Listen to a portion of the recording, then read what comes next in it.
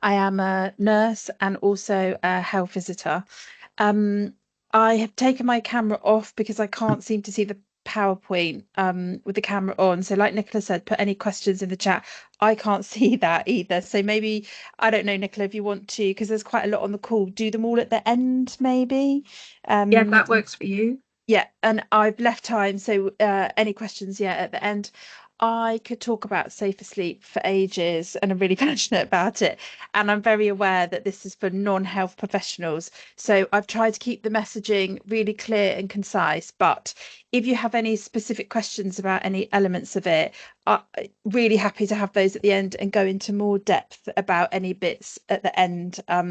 When we're finished, just jot them down and then ask me at the end. So try and keep it concise and not talk too long because I could talk for ages about safer sleep.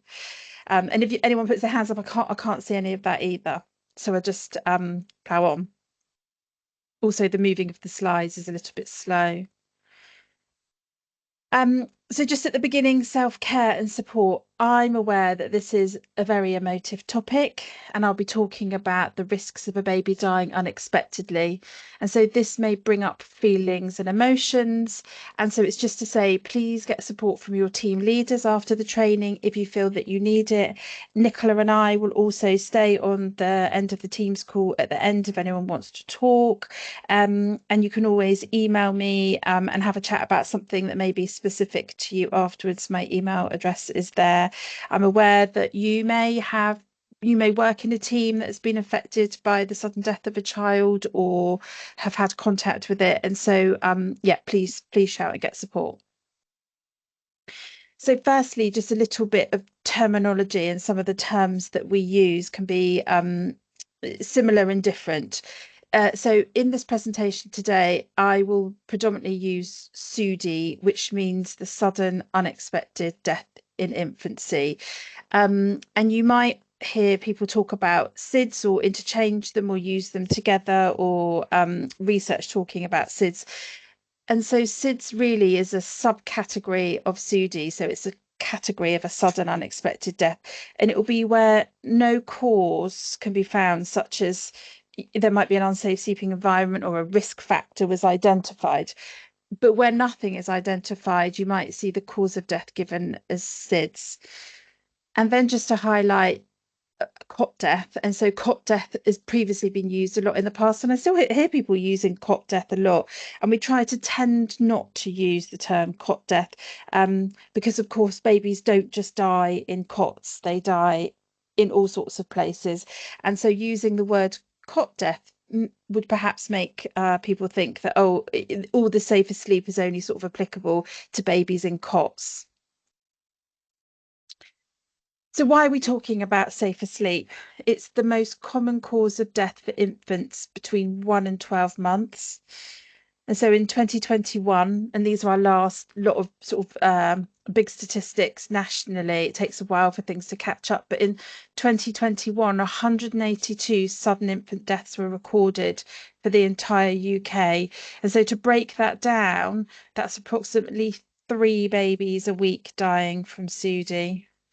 And then interestingly, one thing to note from the statistics in 2021 is that when we look at the ages of mothers for SUDI, the highest rate, so the group with the highest rate was for mothers under 20 years. And so within this group, it was over 4 times higher than all the other groups, all the other age groups. And so we should remember this when talking to our young mums about safer sleep. And it's worth knowing what this means for Surrey and what this looks like for our Surrey families.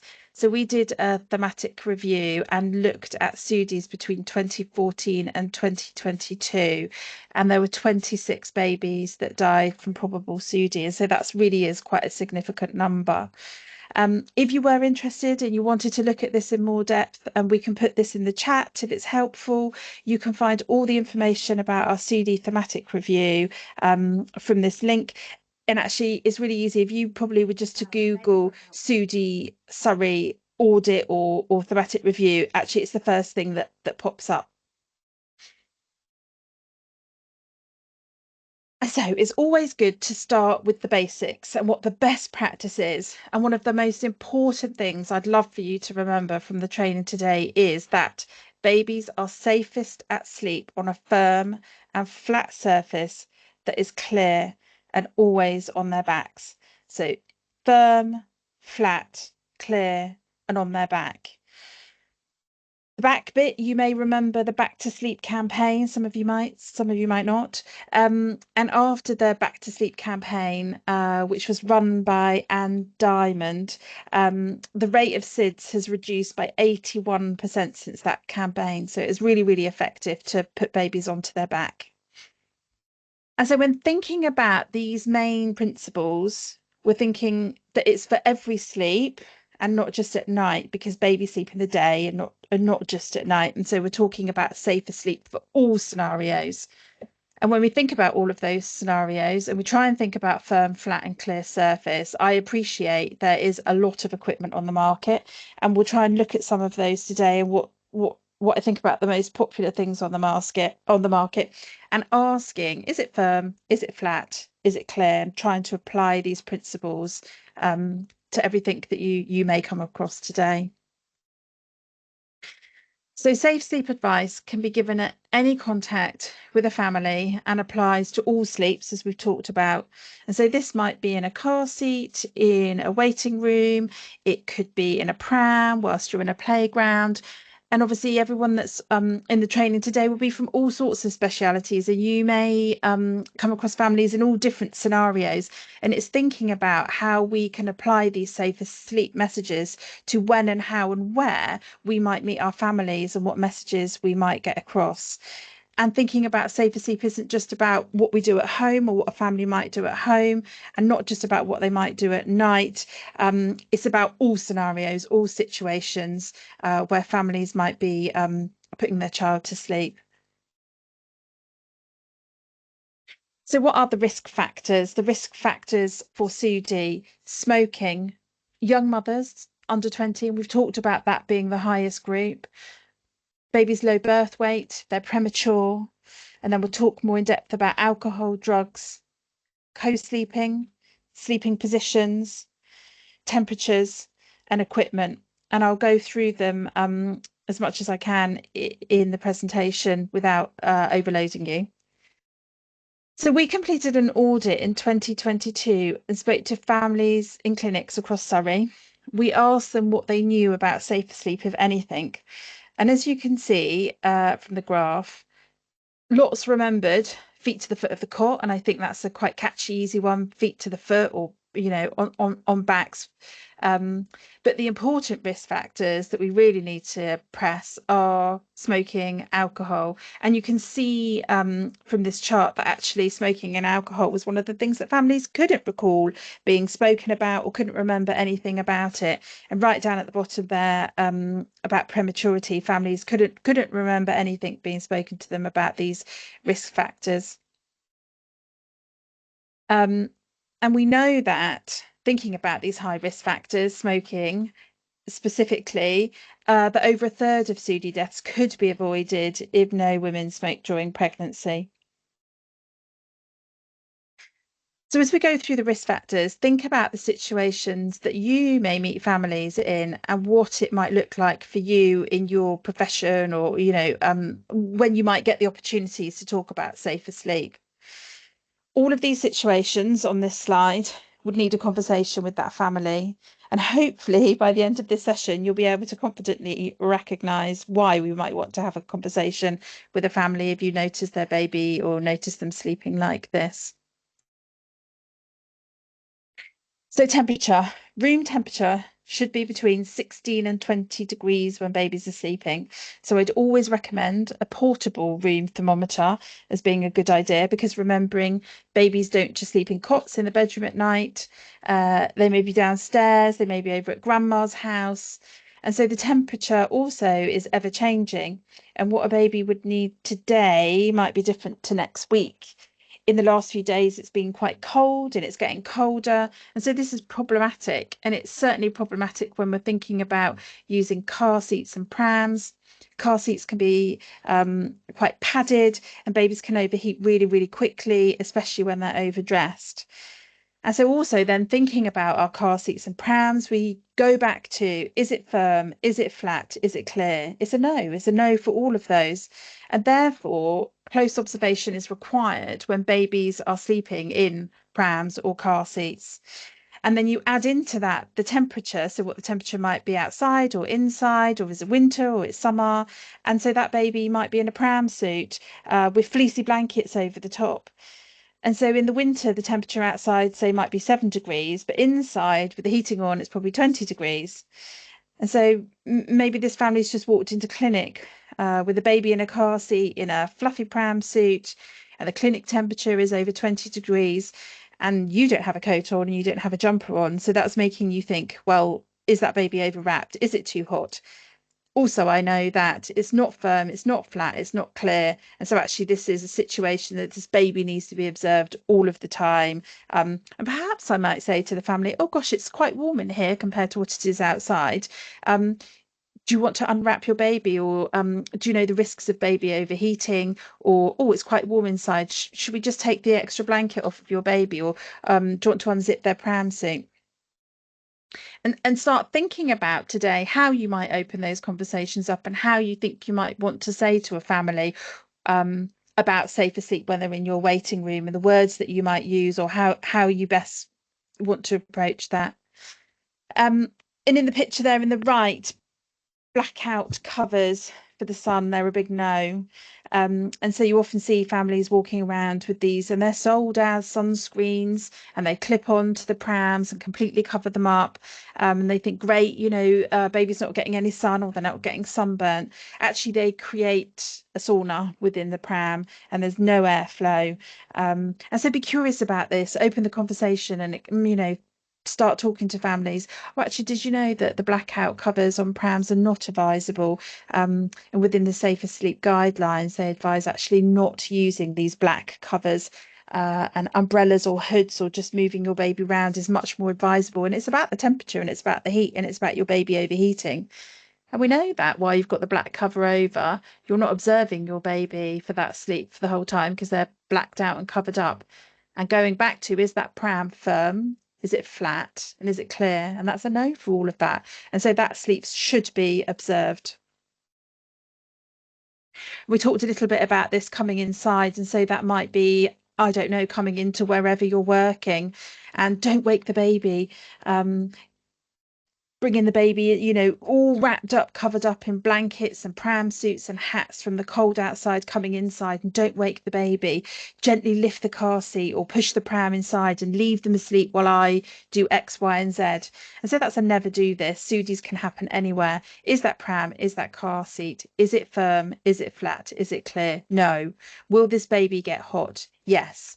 Best advice, best practice, lift the baby out onto a firm, flat mattress and ensure they don't overheat, which is easy done, isn't it, if you're at home? And so it's thinking about the situations or scenarios that you might be in wherever you're working, and what you want to say to these families. So ideally, you'd want to take the blankets off, open the pram suit, take the hat off, and make sure baby, if they are in the pram or they are staying in the car seat,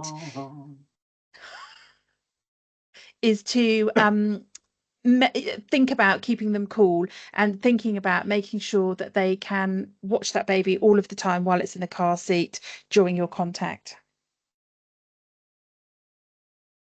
And then a little bit about blankets and pram suits. We always recommend using a cellular blanket. This is the ones with the holes in, the old-fashioned ones, and a cardigan rather than the fleecy blanket. So the fleecy blankets are extra thick. They don't allow for their airflow.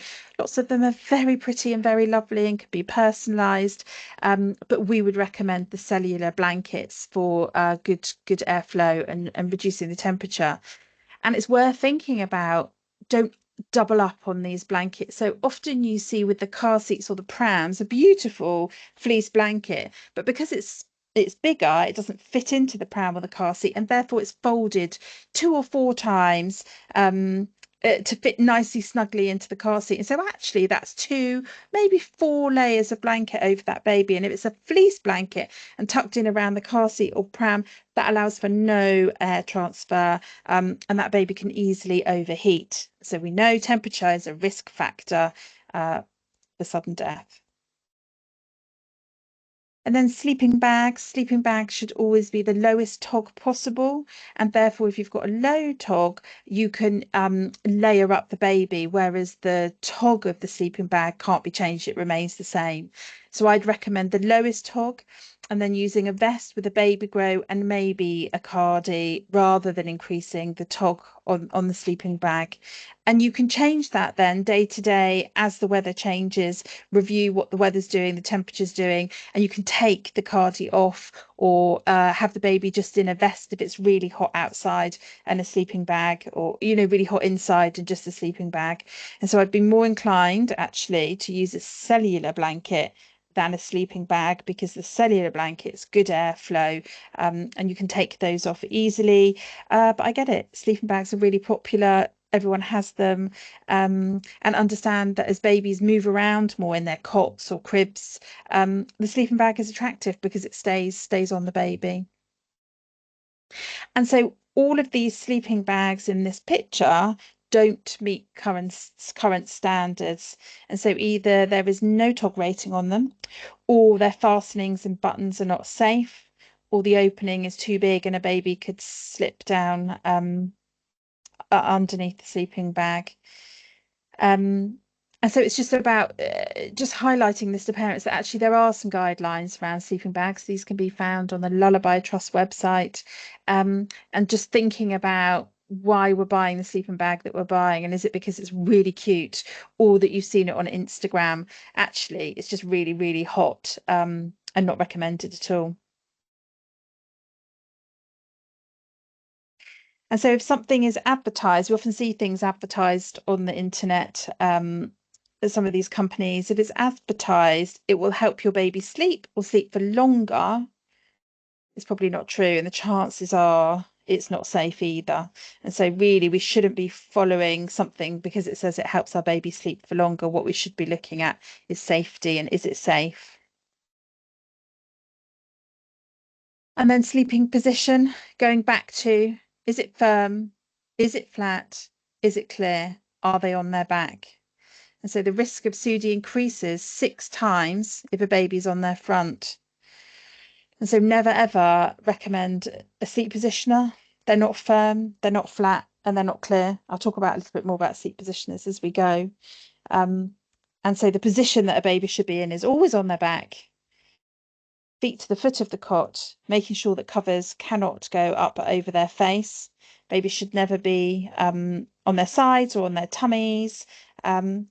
And lots of people will say, oh, my baby sleeps better on their tummy. Well, if you're going, the recommendation always is to keep the baby on their back when they're asleep. But if you're going to sit and watch your baby 100% of the time while they're sleeping on their tummy, that would be the advisable, the best thing to do if a parent's adamant that they want their baby to sleep on their tummy. But the best advice and the safest advice is always on their backs, um, feet to the foot of the cot, firm, flat, clear. And so never roll a blanket up to put a baby to sleep on their side. So side sleeping is as unsafe as front sleeping. It's 2 times, increases the risk by 2 times of baby sleeping on their side. Never advocate the use of some of these cushions that babies can put in between them, roll up behind them. Positioners put on their heads to keep them on their sides. They're all unsafe. On their backs. On their backs. Is it firm? Is it flat? Is it clear? And so the increased risk of sleeping in a chair or a sofa with a baby is actually 50 times increased risk. So we know that parents get really tired and it's a really high risk situation. So always try and talk to parents about sofa sleeping or armchair sleeping, and applying our principle again. Is it firm? Is it flat? Is it clear? Is the baby on the back? No. So it's a no for all of those. And I guess if you're wide awake and checking your baby regularly, then a baby can sleep on you like this. But the chances are, right, that you're tired with a baby, and the chances are, if you're snuggled on the sofa, warm, it is risky. You are going to doze off, or you are going to fall asleep. So the best advice is to put your baby on a firm, flat mattress that's clear and on their back, and try and move away from any sleeping with babies on sofas or in chairs. And to be really clear about what's clear, examples of how cots are commonly found and are commonly advertised. So it looks very pretty with cot bumpers and pillows and quilts, and we have found that they're commonly advertised and for sale as bundles that come with cots. And so it's about educating families and saying actually a cot bumper and a pillow is not a clear cot. A clear cot is a clear cot with nothing else in it other than a mattress and a sheet, and then whatever blanket you're going to use to cover your baby, preferably a cellular blanket. If you're not going to use a cellular blanket and you want to use a sleeping bag, then it's a sleeping bag without the cellular blanket. Um, Teddies, very pretty teddies and name teddies, that they should also not be in cots, and that is not clear. Teddies and cots are not advised, so it should be completely clear. So a quick look back at the sleep positioners and baby nests. And so these have become really popular, commonly known as the Sleepyhead. I think there's a couple of new brands out, and these seem to be the must-have at the moment in the UK. And so going back to are are they firm? Are they flat? And are they clear? No. None of these are firm, none of them are flat, and they're not clear because of the padding that's around them. They create much too much heat around the baby, um, and there's a risk of increased temperature of the baby. And so often you'll find families using these sleepy nests, and then they've also got a fleecy blanket tucked in around it, or baby might also be in a sleepy bag with inside the sleepy nest, so that increases the temperature. They're extremely popular, and I would say that most parents have purchased one. So it's just about educating around the sleepiness. And I guess if you are visiting a family or you see a family using one, it's about talking to them about actually they're not safe, they're not firm, they're not flat, they're not clear, they increase the temperature and they increase the risk of SUDI. But if you have spent a fortune on one and you do want to use it, then you can use it. But I would suggest using it when you are completely observing your baby 100% of the time and watching them all of the time, and you're not going to doze off to sleep on the sofa, or you're not using it in a Moses basket when you go to have a nap on the bed. Any of those situations. They also shouldn't be used on sofas, up high on tables. They need to be used on the floor when you're watching your child all of the time. So the Lullaby Trust do not recommend the use of sleepy nests, baby nests, sleep positioners. And so the Lullaby Trust have a lovely graphic picture here about how it's a no. There is a new one on the market called Perflow. And this is why it's so difficult for all of us when we're talking to parents, is that things are always changing and there's always new claims and there's always new must-haves. There's a picture there on the right of this new one, Perflow, and it is marketed on their website as completely safe for unsupervised sleep.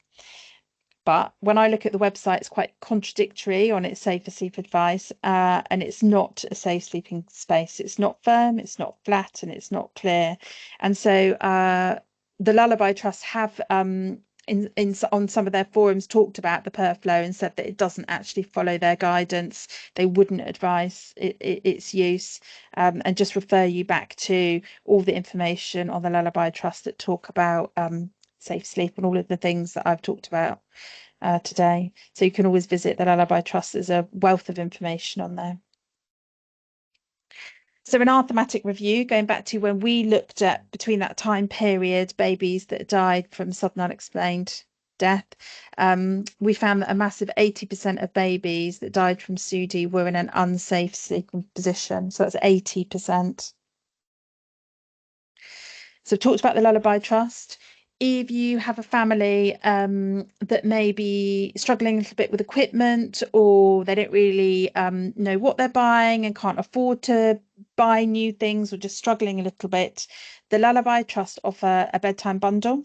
The referral's really easy to find on their website, and so you could complete a referral and get a bundle sent to a family. Or I tend to use in Surrey Stripey Stork, who are absolutely amazing. They cover the whole of Surrey, and if you made a referral into them, they would provide a whole package of equipment for a family that's struggling, and that will include a safer sleep leaflet, and so all of their equipment follow all the safer sleep guidelines, so we can help families to make the right choices. And so always going back to these basics, thinking about all the scenarios that we might meet our families in, and some of these pictures um, are some of the scenarios that you might find yourself in.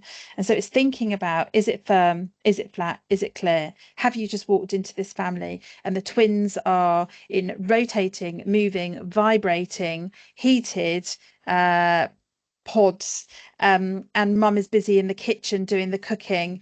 Are these firm? No. Are they flat? No. Are they clear? No. Are they likely to overheat in these? Yes. Are these babies completely on their backs? No. Is this really unsafe? Yes, yes, yes. So just applying those firm, flat, clear to all of these situations. And so that goes for cars, prams, bouncy chairs, sleepy heads on sofas, all of these we see all of the time. And so I guess my big message is don't try and fix it. The cot or the Moses basket is all that's needed. And a lot of these things sell themselves on, baby will sleep for a longer period of time, or increases the amount of time they sleep, or help your baby sleep longer. The reason that babies don't sleep for long periods and we have broken nights sleep is because babies don't sleep for long periods. They want to feed really frequently because they have really small tummies. They're looking for comfort and reassurance frequently through touch and smell. And so we need to move away from, oh, is your baby good? Do they sleep for a long time? A baby that sleeps for 4 hours straight doesn't mean it's a good baby. All babies are good babies, and parents will be sleep deprived. And so equipment that sells itself on promoting longer sleep periods is probably unsafe. Just go back to the basics. A cot or a Moses basket is all that's needed for safer sleep. Um, and so co-sleeping, this means we often hear the term co-sleeping. It means a variety of things. It means sleeping with your baby anywhere. So that could be on a sofa, on a chair, um, and falling asleep on the sofa, as we know, we've already talked about, is really unsafe. And that risk is increased by 50 times. So when we talk about co-sleeping, it's sleeping with your baby, and that could be anywhere. It's not just talking about sleeping with your baby in a bed. And so when we talk about co-sleeping on the sofa, go back to, is it firm? Is it flat? Are they on their back? No. And so sharing a bed, so bed sharing is a type of co-sleeping. And then I thought I'd just add this lovely picture in here, which Nicola found this last week. And this is the kind of messaging we have to think about that our families maybe looking at all of the time. Families always using Instagram and TikTok and Facebook. So Joe Wicks has posted a beautiful picture of him asleep with his baby on a chair, baby on his front, sleeping on him. Massively unsafe, massively poor messaging. Is it firm? Is it flat? Is it clear? No. Is that baby on their back? No. Really unsafe sleep, really unsafe sleep. And so then bed sharing evidence shows that it's not bed sharing that increases the risk of SUDI, but bed sharing when a particular high risk circumstance is present. So if you're talking about safer sleep and discussing nighttime sleeps, you could ask your family, have you shared a bed with your baby, or do you think you might? Okay, can I ask you some more questions so that we can think about what's safest for your baby? And so when we think about bed sharing, so sleeping in your bed with your baby, we need to make sure that that's safe. And so the safest way to do that is to sleep, as in the picture I'm going to show you next is a good diagram of it, but also making sure that nobody smokes. So that's mum or dad or partner. Nobody's smoking at the home. Nobody's drunk any alcohol, and nobody's taken any drugs. That baby isn't premature, which is before 37 weeks, and they weren't born at a low birth weight. And if any of those are a yes, that makes bed sharing a high risk circumstance, and the advice would be not to bed share with that baby. So again, if anyone smokes in the house, anyone's drunk any alcohol, taken any drugs, baby's premature or of a low birth weight, then they should not be bed sharing with their baby at night. It would be unsafe. And so safe bed sharing looks like this. So baby always on the outside.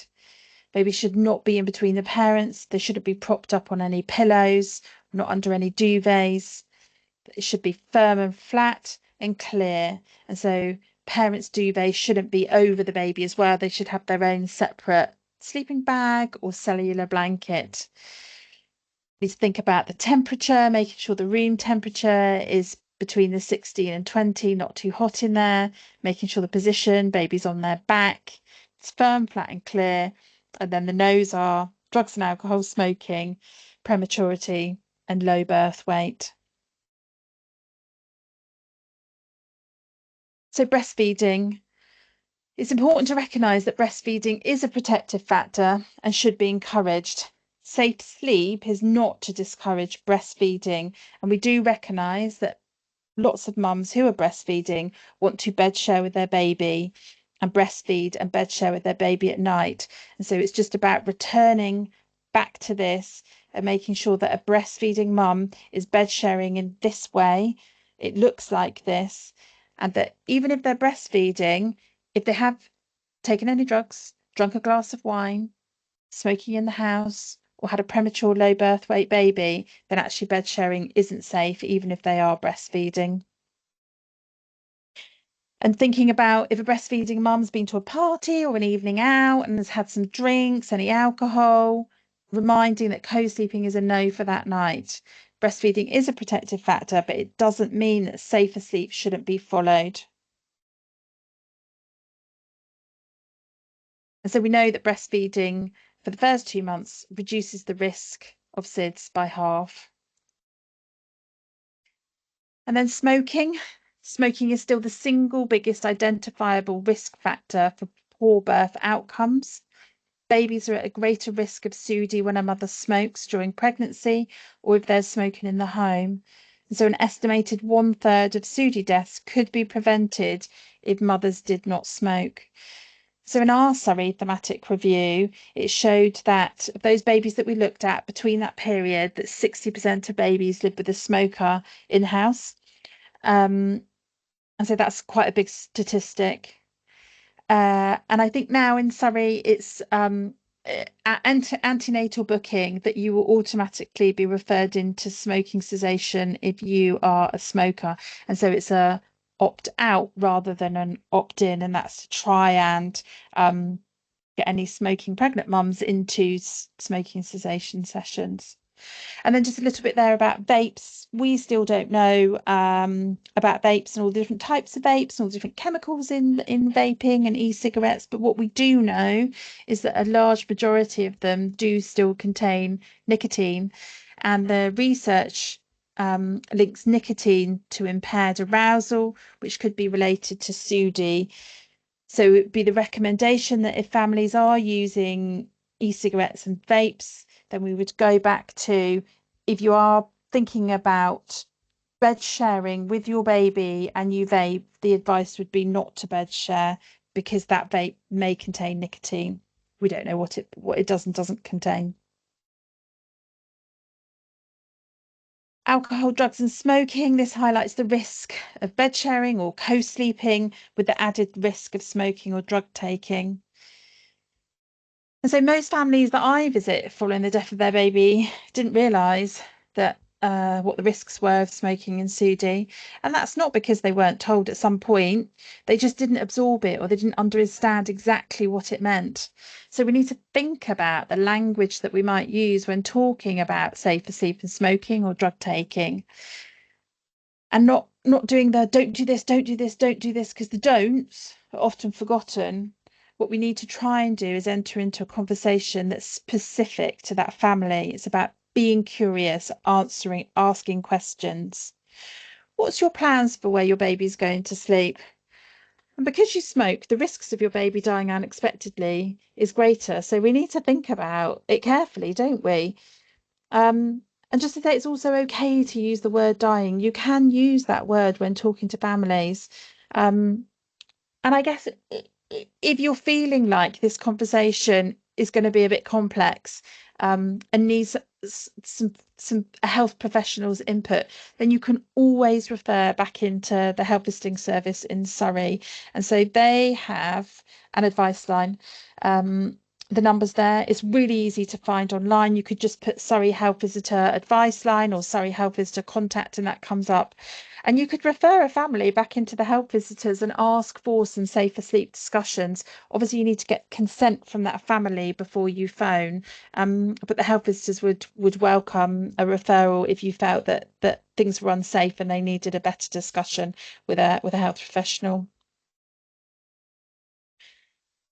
So the pictures that were there at the beginning, go back through and think about these pictures. And I hope that if you met with these situations or meet families, that you might find the opportunity to ask about safer sleep, be curious, open out the question, where is your baby sleeping and what about in the day?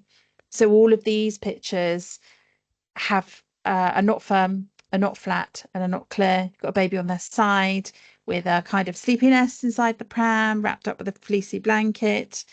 Dad asleep on the sofa with baby with headphones on, babies on their front. Um, Pram, perhaps it's winter with pram suit, hat, a nest inside, and a blanket, and the cover over the pram. If that was to be pushed into your waiting room, what might you think or what might you say? Baby asleep on the sofa. It's not firm, it's not flat, it's not clear. Are they on their back? No. And the sleepy nest is a no-no. And that sleepy nest has a pillow in it as well as the sleepy nest, and the blanket looks very cute, but it's not firm, it's not flat, and it's not clear. And so just to say that Sudis in Surrey have reduced over the last few years, and we're doing really well across the system, and we just need to keep going. Preventing just one Sudi by giving some clear, safer sleep advice could be what saves one baby. And so we're doing really, really well. Just need to keep going and keep going with the messaging and making sure that we're all saying the same thing. And then I just wanted to finish up by saying that we are also now talking about Icon. Some of you might have heard of Icon, some of you might not. And so Icon is about when babies cry and how it can be stressful and overwhelming when babies cry. And I did talk a little bit about families, being concerned about, oh, how long does your baby sleep? And my baby doesn't sleep for that long, and baby should sleep for this long, and my baby's not a good baby. And it's really overwhelming. And babies do cry, and they do cry a lot, and they are awake a lot and keep you awake a lot. And so research indicates that some parents and carers may lose control when faced with persistent infant crying. And this could potentially lead to severe outcomes such as shaking a baby, which is a tragic consequence of abusive head trauma, which could result in catastrophic brain injuries, which can lead to death or long-term health and learning disabilities. So ICON stands for infant crying is normal. Comforting methods can help. It's okay to walk away and never ever shake a baby.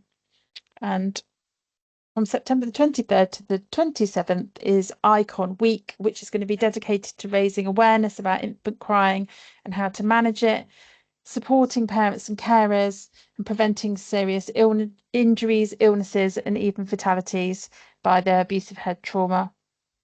And so Nicola will probably talk about this more than I can, but there is a roundtable event Monday the 23rd. Hopefully we can put the link in the chat, and it's about supporting parents with learning disabilities, Icon and Sudi, and engaging friends and relatives in supporting families and parents. And that's it from me, Nicola. So I'll see if there's any questions. I'll try and stop sharing. Thanks, Natalie. That was brilliant. I have put the information in the chat. That was a really comprehensive presentation. Thank you very much. Emma has put a comment in the chat, and I hadn't seen this, but you might have done. Can you see the chat? I'm just going to try and get it open now. She said that she saw someone using a weighted swaddle blanket the other day and she'd not seen one before, and the mum had been recommended it. Have you Yeah, heard anything about it? I did a quick Google and they are lots of them for sale. there are lots of them for sale, so they would be a no from me because they're not a cellular blanket that's got clear airflow. They've not got a tog rating on them. Um, and you would think that if it's depending on the age of the baby, if it's weighted, how's that going to restrict that baby's movement within their sleep? So it'd be a no for me. And this is it, isn't it? It's ever changing. There's always new things coming to the market, and that's kind of weighted blankets were sensory, weren't they, for children with sensory challenges that like the weight of a weighted blanket. I think more and more people use weighted blankets because actually they are really nice. And so it's playing on, or your baby might sleep longer if it's got a weighted blanket on it. So it'd be a no. Thanks, Natty. There's a question from Abby about swaddling. Can you see the chat? I don't know if you can. Shall I read it There's, out? yeah, read it out. Is swaddling a no, full stop? So it's not a no full stop. I'll go back to the lullaby guidance where they would say if you're going to swaddle your baby, then the safest way to do it, I don't know if you can see me, is to swaddle underneath the armpits. And so not to have the arms inside of the swaddle. And just to make sure if you are swaddling that you use a light blanket, preferably a cellular blanket. Don't be drawn into some of the blankets that are sold as swaddle blankets that have Velcro on them and that are much thicker. Use a cellular blanket.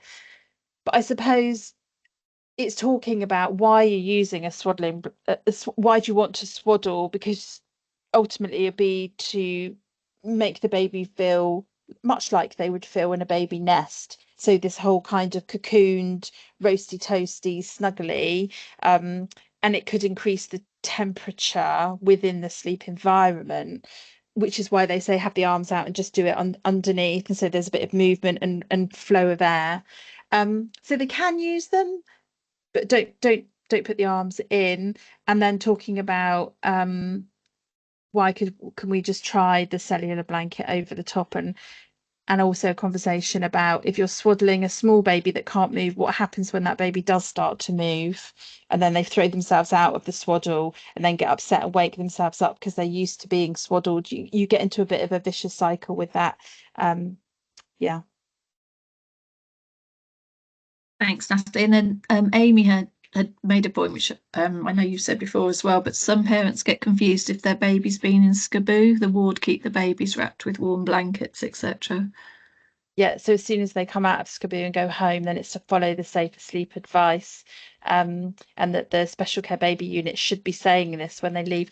And I think the Lullaby Trust have a really lovely leaflet that you can print off their website. And it's about exactly that, taking a baby home from an intensive care or special care baby unit. And that as soon as they come out of that unit, they need to follow the safe asleep advice. So lots of babies in SCABU have hats on and are on their sides, but that's because they're being observed by a nurse 24/7 and they might have SATS monitors on and those kind of things. So it's all back to basics, firm, flat, on their back, clear, no hats, temperature, as soon as they come home.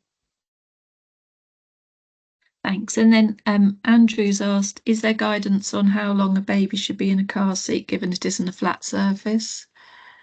So no, there's no clear guidance because nobody wants to put a time limit on it. In our the advice that I would give to a family is that if you're traveling in a car seat, is to use the mirrors. So have a mirror so that you can keep looking at your baby all of the time, making sure that when you are on a journey, you've thought about that temperature. So the car seat's really hot in itself. Make sure the baby's not got coats on, pram suits, blankets, because probably you're going to have the temperature up in the car anyway, because you won't be driving with a coat, a hat, and a scarf on. And then thinking about if your journey is going to be a long journey, then thinking about putting your brakes in. So I think we generally use the term sort of around 30 to 40 minutes would be as much with using the mirrors also, is to try and stop after 30, 40 minutes and just check your baby's okay if you're driving without anybody in the back, but nobody will put a firm sort of time on that. And I think we say 30, 40-ish because thinking about sleep cycles for babies, that they tend to wake after around about 30, 40 minutes because they come into that light sleep cycle before they might go back into a deep sleep cycle. Thanks, Natalie. I don't know if anyone, oh, Amy's put a comment in, but people could put their hands up as well if they want to speak. A few years ago, I read a research article from New Zealand, I think it was, and how a doctor was looking into SUDIs stemming from the brain and missing a certain element. So there's always loads of research around SUDI. There is some current research that we are becoming a little bit involved with at the moment about genetics. And so thinking about, is there something else at play? So we know about the risk factors, but for those babies that don't have any risk factors, what else might there be? Is there something to do with genetics? And so there's some research going on at the moment, trying to look at genetics of SUDI babies and seeing if we can find any themes, anything that is shared amongst these children, but a lot of it we don't know. And so there is nothing else at the moment other than the risk factors that we know about, and questions over, is there something else to play, something else at play there as well.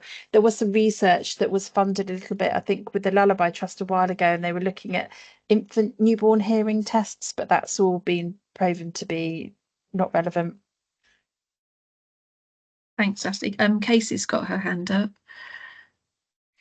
Hi, Natalie. I'm the principal social worker for Children's Services, and I also manage the audit and practice standards team. And I just wanted to thank you really for the presentation, because I think it's really clear, it's really easy to digest and kind of take forward. And really, I hope for practitioners who are on the call, and I know there are practitioners from a lot of different agencies, are going to be, I feel like they're really going to be able to use this when speaking with parents, when kind of writing up assessments and recording. And it may even be something that I think about for those families where our intervention might be very short-lived, that we're still finding ways to get these conversations in with parents before our involvement ends, on the early help level and things like that. But no, I just really wanted to thank you. I think putting it in these terms in a way that's easy to remember and kind of gives people the confidence to have these conversations, without coming across as judgmental or kind of saying there's only one way to do it. But when there's such clear evidence in relation to why a baby is more at risk, I think it will give everyone much more confidence to take this forward. So just to say on the back of that, I was arranging, and I can't remember who, I'd have to look through my emails. There was going to be some quarterly training for social workers, and that's gone quiet. So just to say Okay. that, if you want me to come and do any sessions for your social workers, I'm always really happy to do that. You just have to email me and we can do specific sessions. Yeah, no, we have over the last couple years have been doing, an extreme amount of work in regards to improving our response to kind of unborn, pre-birth assessments, our processes within children's services, and we're seeing a real shift in that, which is great. But I mean, the safer sleeping element, where that features, where we see it in recording, how we're talking to families, making sure that it's a joint effort with health. Just because health might have said it once, as you've talked about, doesn't mean that when we go on a home visit and we see a baby sleeping in an unsafe way, that we aren't then carrying on that conversation, trying to potentially maybe re-engage health into that and recording how we're talking about that. But yeah, absolutely. There's definitely an appetite and a lot of progress is being made already, but I'll definitely take you up on that.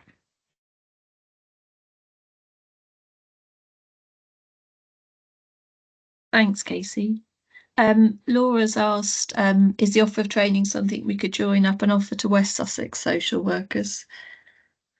Yeah. Thanks, Thank Natalie. you. And Ali asked, is there any scope to get this advice while at the postnatal ward? There's an incredibly quick turnaround and out the door with limited, if any, advice. That's Yes. from a person.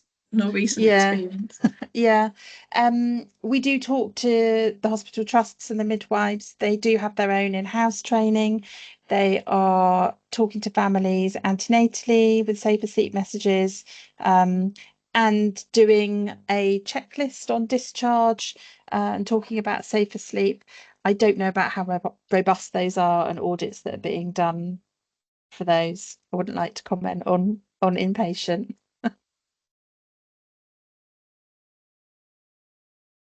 I think when we did the audit about the safer sleep messages, Natalie, they would have included the conversations with the midwives, and it was run again, wasn't it, recently in-house? Yeah.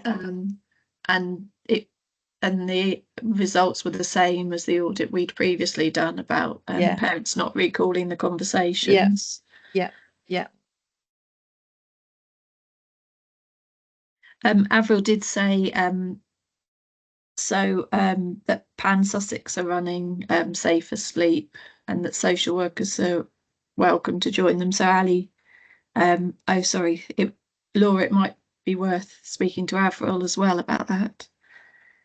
Oh, and Caroline had joined late, but she just wanted to clarify, is SIDS different to SUDI?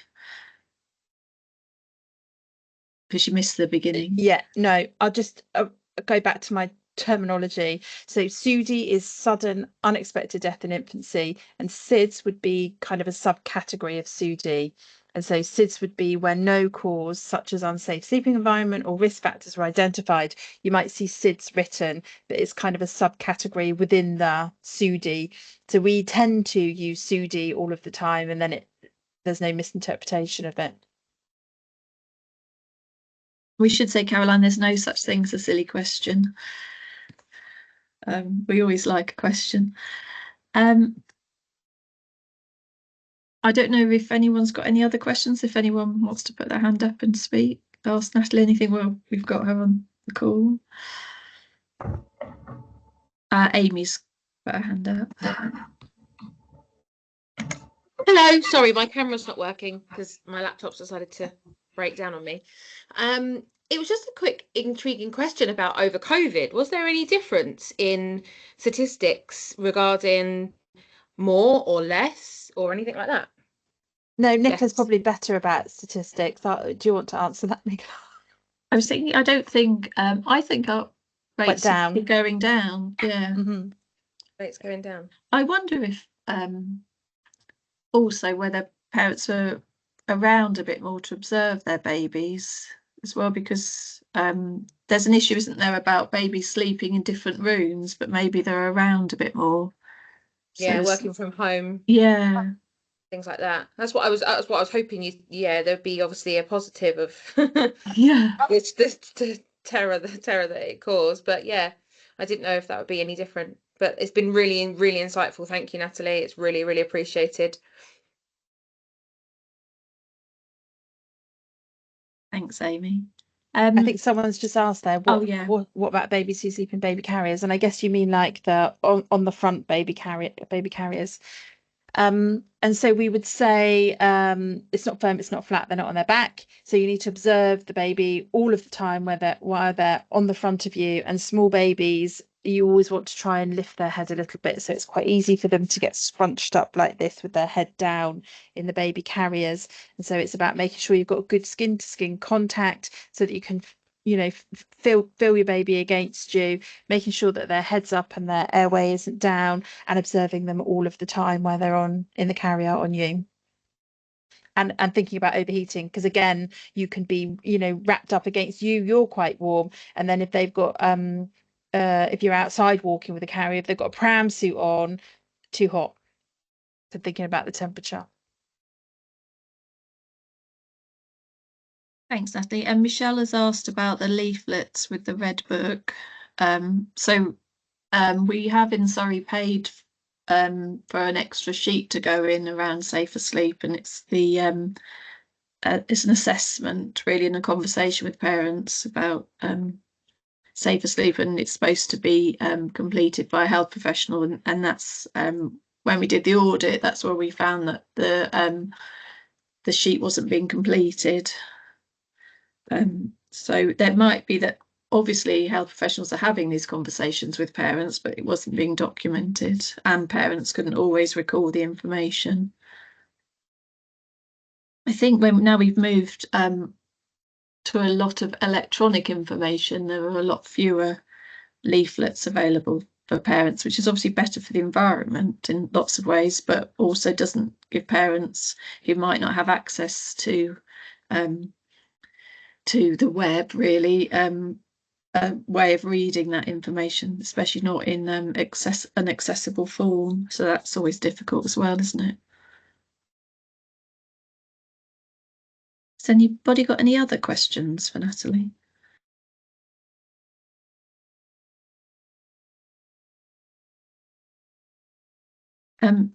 Please do email in or message us if you've got any other questions.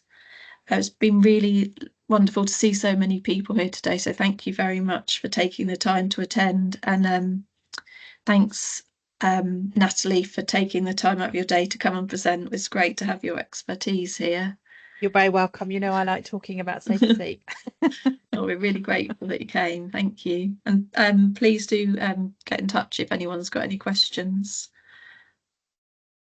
And just give you back about 30 seconds until everyone has to go to their next meeting. So thanks very much for coming, everyone.